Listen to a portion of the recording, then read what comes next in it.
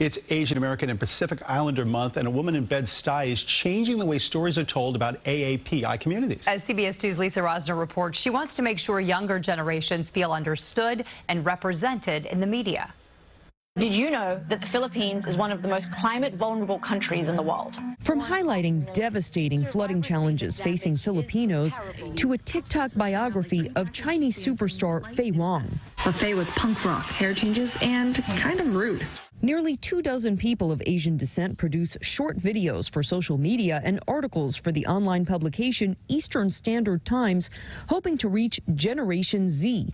30-year-old editor-in-chief Keshia Hannam says the goal is to challenge and celebrate narratives about Asian people and culture. She has lived all over Asia but grew up in Australia and Hong Kong. When I had lived in Hong Kong, I had been advocating for just more creativity, more civic engagement, more allowing stories to be told by the people who have lived them. And when you work in media in Asia, you write about business, politics, and property. Everything that we try to do is humanizing. Like profiling the toll of increasing Asian hate crimes in New York City through the eyes of the husband of Gui Ying-ma, a Chinese grandmother who died after being attacked with a rock in Queens a few months ago. Journalist Allison Boya's son, a Beijing native who is pursuing a master's at Columbia, conducted the interview in Mandarin.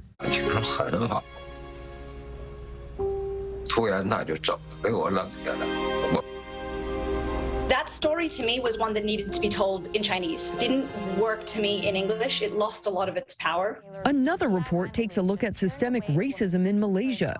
We had Sanjna tell that story, who is a minority in Malaysia, an Indian minority. Hannam, whose mother is Indian and father is English, says it's also important to reach people who were raised in more than one culture. When I was growing up, I didn't see anyone who looked like me, but so rare is the experience of actually hearing somebody talk about that. So we really just want to speak to that experience. She says the hope is that from all these stories, youth embrace their identity and become proud of who they are. In Midtown, Lisa Rozner, CBS 2 News.